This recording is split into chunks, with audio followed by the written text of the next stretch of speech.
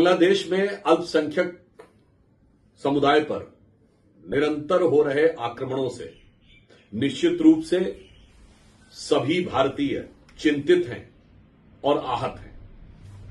हिंदू समाज पर हो रहे टारगेटेड आक्रमण से भारत के अंदर भी हिंदू समाज के लोग बहुत आहत और आक्रोशित भी हैं और इसके लिए शांतिपूर्ण प्रदर्शन और विरोध प्रदर्शन देश में जगह जगह देखने को मिला।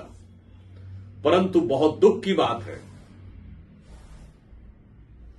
कि वो इंडी गठबंधन जो शायद अपना आदर्श इरेडिकेशन ऑफ सनातन धर्म को मान चुका है, अर्थात घुसपैठिया संरक्षक और सनातन धर्म विध्वंसक, इंडी गठबंधन के राज्यों में असंवेदनशीलता बहुत गंभीर रूप धारण करती जा रही है। आज पश्चिम बंगाल में जिस प्रकार से हिंदू संगठन के लोगों के द्वारा किए जा रहे शांतिपूर्ण प्रदर्शन के ऊपर पश्चिम बंगाल की सरकार ने, पश्चिम बंगाल की पुलिस ने बर्बर कार्रवाई की है, हम उसकी घोर निंदा करते हैं और भर्त्सना करते हैं।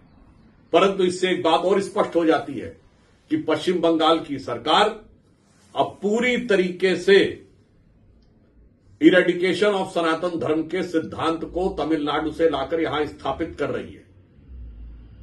पहले बाबरी मस्जिद बनाने की बात करना, उसके बाद उनके वरिष्ठ नेता मदन मित्रा के द्वारा भगवान श्री राम के बारे में अत्यंत आपत्तिजनक बात करना, और अब पश्चिम बंगाल में बांग्लादेश के हिंदुओं के बारे में शांतिपूर्ण प्रदर्शन कर रहे लोगों के साथ इस प्रकार का व्यवहार करना। और इससे पहले भी हम याद दिलाना चाहते हैं, पश्चिम बंगाल के ही एक मंत्री फरहाद हाकिम एक दौर में पाकिस्तान की जर्नलिस्ट को अपनी कॉन्स्टिट्यूएंसी दिखाकर ये कह चुके हैं कि ये मिनी पाकिस्तान है, और वो ये भी बोल चुके हैं कि गैर मुस्लिम पैदा होना दुर्भाग्य की बात है। यह पश्चिम बंगाल सरकार के एक नेता और मंत्री बोल चुके हैं। अर्थात अब यह बहुत स्पष्ट है कि यदि फरहाद हाकिम ने एक कॉन्स्टिट्यूएंसी को मिनी पाकिस्तान कहा था, तो अब तृणमूल कांग्रेस के शासनकाल में पश्चिम बंगाल में अनेक मिनी पाकिस्तान क्रिएट होते जा रहे हैं और हिंदुओं को अपनी दुख, संवेदना और पीड़ा की अभिव्यक्ति की भी स्वतंत्रता नहीं है।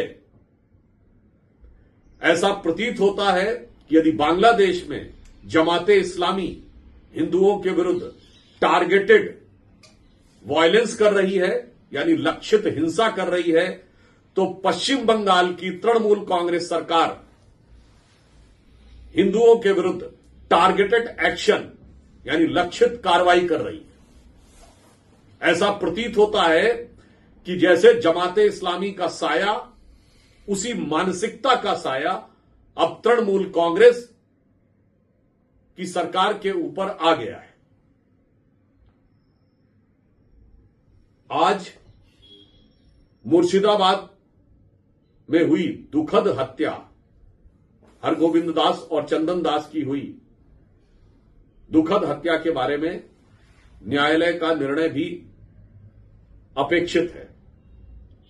हमें पूर्ण विश्वास है कि दोषियों को सजा भी मिलेगी और यह बात भी जांच और तथ्य यदि ईमानदारी से सामने आएंगे तो यह स्पष्ट होगा कि यह हिंसा भी एक टारगेटेड वायलेंस थी, लक्षित हिंसा थी। इसका वक्फ बोर्ड से कोई लेना देना नहीं था।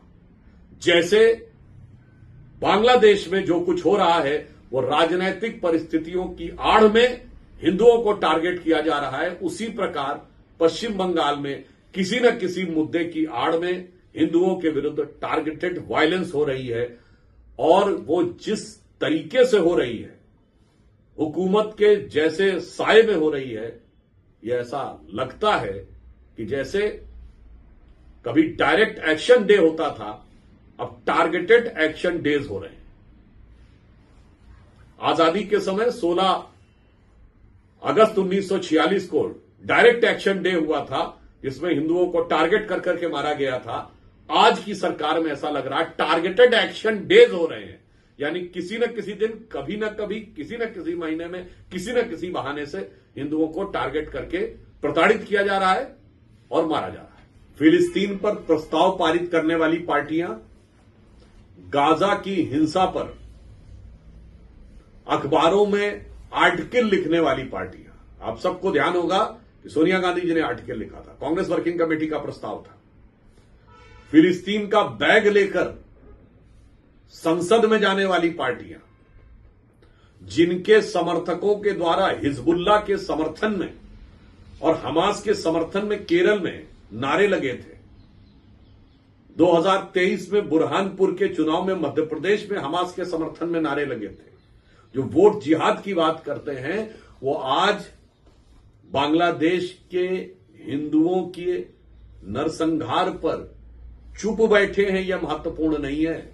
महत्वपूर्ण यह है कि प्रदर्शन करने वाले शांतिप्रिय हिंदुओं को प्रदर्शन करके अपनी पीड़ा की अभिव्यक्ति करने का अधिकार भी नहीं देना चाहते।